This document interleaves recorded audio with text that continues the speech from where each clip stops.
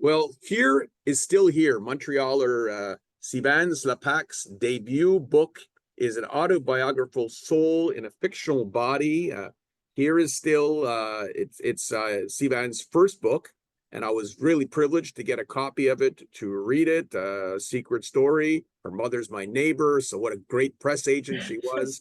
You're raised in a family of post-war Jewish refugees in Montreal. That's the main character, actually, Isabel, in your book, and she feels displaced from an early age. She's searching for love, purpose, and the true meaning of home.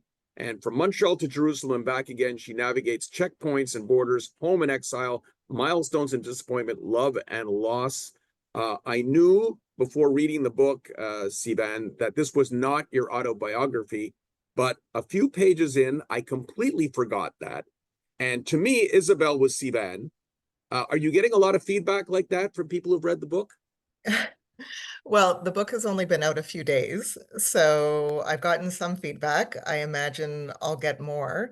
And I understand why, because the book is, first of all, written in first person in this really intimate voice. And even the blurb of the book on the back of the cover sort of matches my own author bio because Yeah. Isabel also grows up in Montreal. She moves to Jerusalem, she comes back, and so did I. So to say that this book and Isabel have absolutely nothing to do with me and is like 100% fiction is a bit of a stretch because I do base some things on my own life. But well, the line that you said, that's the line that I'm sort of, offering to people that there is an autobiographical element because Isabel is similar to me in her thoughts and preoccupations and we have an affinity, but just the world that she inhabits and the life that she leads is sort of a different adventure than the one that I've had so far. Yeah, I mean, exactly. Like I like honestly, when I finished reading it, I went back to the communique that I was sent by Leaf Publishing, and then I said, no, it's not Sivan. It is not her. It's Isabel. But the stories were so interesting. So you did live in Jerusalem for 20 years. So did your experiences contribute to the book and the storyline? They did. I mean, because when I lived in Jerusalem for 20 years, I came back 10 years ago to Montreal, which is where I grew up. And, you know, ri Jerusalem is just, such a rich, fraught, full, mythical place to live. And you know, I did want to somehow reflect on the years that I had lived there in some way. And so this book was part of that. And that's not to say that, it's a memoir and this is what I went through, but instead it's just sort of a chance, like to pour things in and mull through them. You know what I mean? So Yeah. so even though a lot of it is fabricated, it still was a chance to kind of process living in a place like Jerusalem. Yeah. So, what do you consider the driving themes of this book? Like, what story did you want to tell?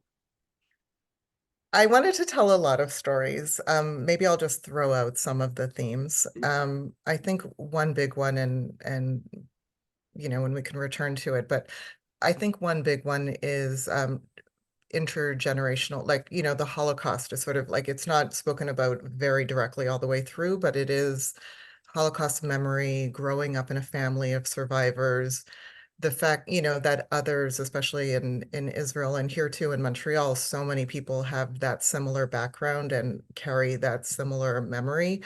There was something in there that I wanted to explore of what is that transmission like? How do people carry it? How do they think about it? Hmm. What does it do to their relationships with their family and to their relationship with other people? Because in the story, there's the family element, but then there's also the people that Isabel is drawn to who have similar backgrounds to her, and sort of have similar, memories, I guess, or that are not exactly theirs, but also theirs. So that's something I wanted to talk about a lot. I wanted it to be a story about a woman who's just sort of coming into her adulthood and into her understanding of herself and romance and relationships and I really wanted it to be about friendship. That feels like that's such an important element of Isabel's life, and I'll say mine too. Yes. And it's a way that Isabel Yeah. learns about the world and understands the world. And of course, one of the themes is family, you know, Mhm. what were you trying to express through the characters in that area? I wanted to talk about family. I wanted to talk about Isabel's family of origin and what I just said about, being, the second generation and third generation Canadians, and with ancestors who had gone through the Holocaust. I wanted to talk about that, but I also wanted to talk about families that are formed when you live somewhere else, which is something that I think, a lot of people experience as immigrants, that you don't have your family of origin with you. So then you try to shape it around you wherever you are by meeting other people who are, who feel like family, and you make family with them. Right, right. So, And I loved reading about Isabel's Bubby, who was really you say your Bubby. So what a wonderful character she was. Tell well, me about that. I will. I'm happy to.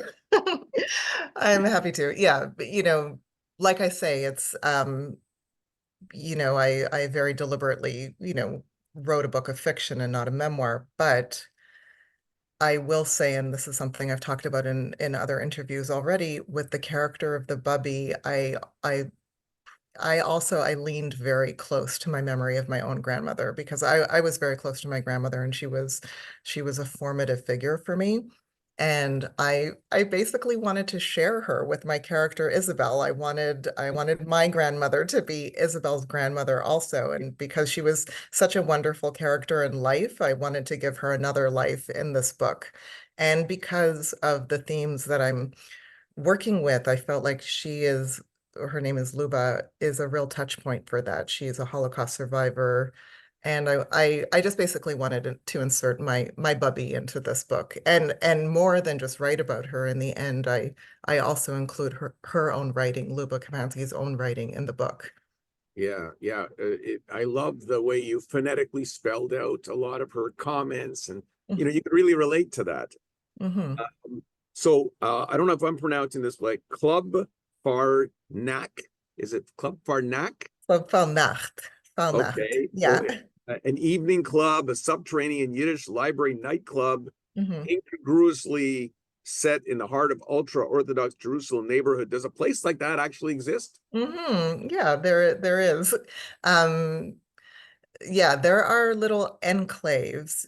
I think I mentioned in the book that Yiddish, you know, it is not like, or at the time anyway, when I lived there, it wasn't like this like prominent force in Jerusalem life, but for those who were interested, they could go and find, places to be with others who loved Yiddish, who, for whatever reason, either for nostalgic reasons or for, cultural reasons, and we'd find each other and kind of make community and gatherings with one another. So I wanted to have that in the book too. Hmm. I think readers will look forward to a lot of the really interesting, believable characters in this book. We can touch upon a few of them.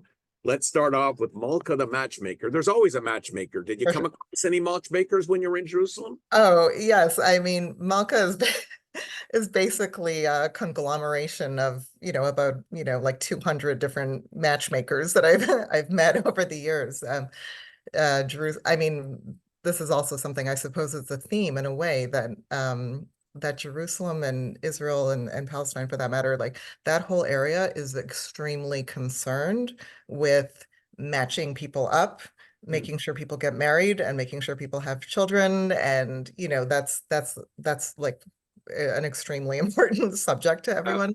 Mhm. And Jerusalem's a very religious city.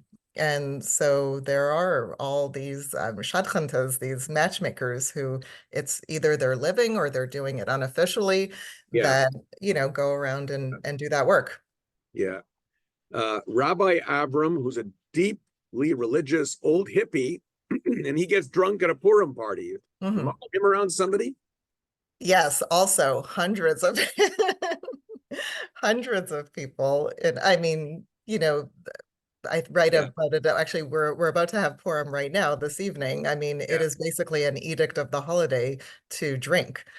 Yeah, So that's something that, that's a scene one would see. Yeah. yeah, for sure. Now, there's a character named Radwan who you become friendly with through work, and you basically have an exchange where you try to learn each other's mother tongue. Mhm. Again, somebody, I'm sure you did you run into situations like that in your 20 years in Jerusalem? Absolutely. Yeah. I mean, I think, yeah, I suppose, I mean, this is important too. I haven't talked about, the political element of the book because the book is so, so personal. I mean, that's really like kind of its aesthetic. But, you can live a very insulated life in Jerusalem, whoever you are. And so, like these opportunities to really cross borders and to meet someone, who's living very differently, who's not Jewish, who's Palestinian, who's speaks another language, like these are really precious opportunities and moments. And so I really wanted that to be part of the book because that's part of, you know, that was Hmm. part of my life there and a part of Isabel's now. I think almost everybody could relate to a story when you have a very close friend and something happens and that friendship ends. And sometimes it ends and you don't know why it ended. And it's really bothersome and it really keeps you up at night. And so your character, Isabel's character, I keep saying your character, Isabel's character, has a friend named Moish. And he really makes an impact on Isabel's life. And then he just ghosts her completely. And suddenly she gets invited to his wedding and like again, what was that story all about? Yeah. Um, yes. Well, I keep thinking as you're asking me questions, I'm thinking, oh, that's a Yeah, theme of the book as well. But yeah, I said that one of the themes is friendship, and it is, but I think what I really wanted to talk about with this story is that people expect a standard love story, in a book or in someone's life. They want to see the romance, and now you found your match, your love, and you live happily ever after, or whatever. Like yeah, those are the stories that people want to see. But yeah, sometimes love stories are friendship. Sometimes it's friendship that this really powerful driving relationship in someone's life. yeah, And so I wanted that to be an element of the book. And the Moshe story is that. Like it's confusing because it's such a powerful friendship, but it's not romantic and it doesn't go in the direction that one thinks it will go in. So, but that doesn't mean it's any less yeah, important to Isabel. yeah, And so that's something that was important for me. And yeah, and you're right. You're right. We do have all these friendships where sometimes they just fall apart. A relationship yeah, just frazzles and you don't know why. And it's very yeah, painful. yeah, yeah. Yeah. The so Isabel attends two weddings of her friends before she leaves Jerusalem and goes back to Montreal. And there's a character, obviously, the father of one of the bride telling Isabel, soon, it's going to be you. And I'm sure any single person can relate to someone coming up to them at a wedding. So uh, people were fretting over Isabel being single. Mhm. Can you tell me about this, a little bit more about this passage? Well, for sure. I mean, like with Malka, the matchmaker, it's very similar. I mean, that is a scene that, happens a million times to, pretty much everyone I know living in Jerusalem.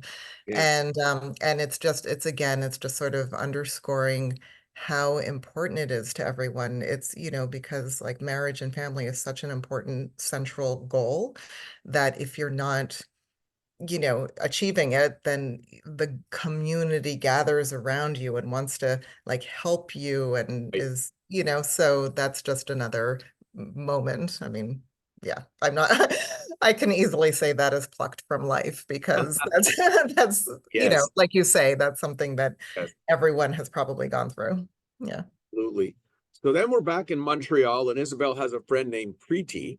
And Hmm. these are two people. So somebody that she met after high school. She's not Jewish, obviously. She's Indian actually, but she's basically what I like about it is there's a lot of exchanges between Isabel and Preeti when they reunite about a non-Jewish friend asking a Jewish friend just certain things about Judaism. Hmm. And I think that's also a very common situation. Well, why do you do this and why do you do that? Hmm.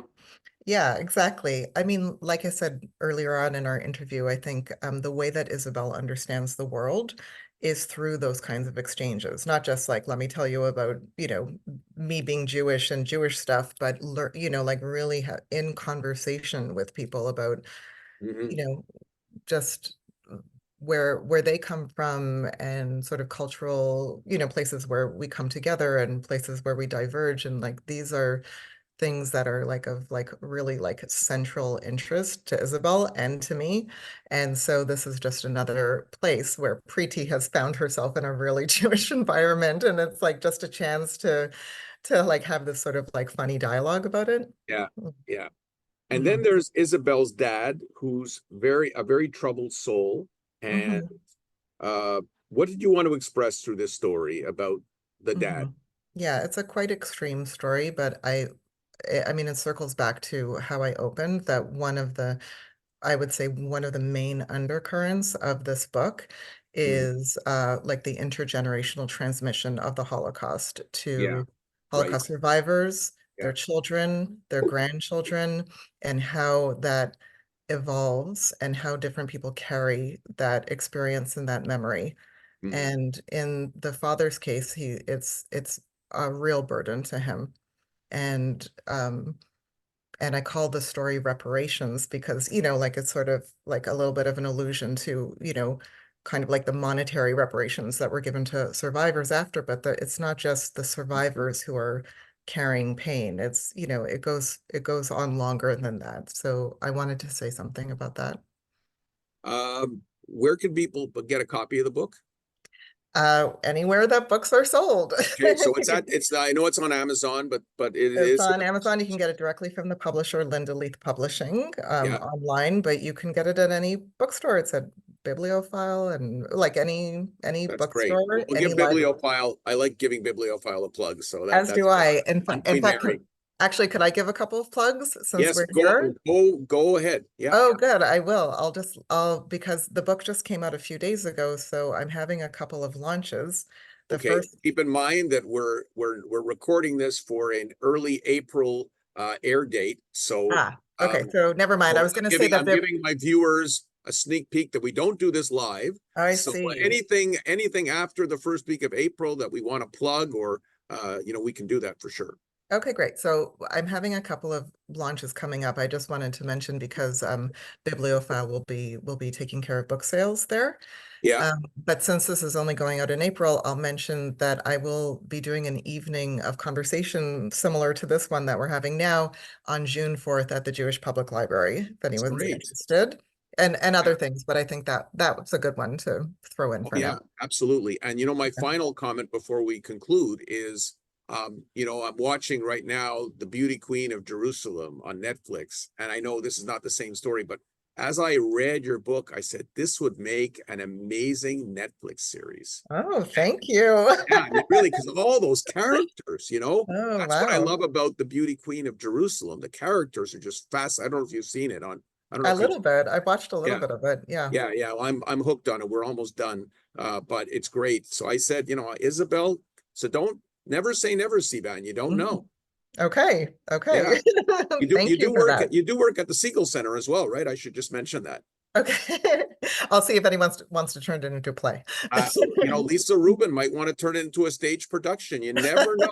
You never know. This interview could be the beginning of all kinds of It stuff. could be, and if it is, then I really thank you, Mike. Like I All said, right. this is my first live interview, so I appreciate Well, it. you did extremely well. So I want to thank you for your time. Good luck, and we'll definitely get this book out there as well in the Cote-saint-Luc Public Library. Thanks very much. Thanks to Sivan, and people can also read my review of this book in the FYI digital magazine of the Suburban. Sivan Slapak's been my guest.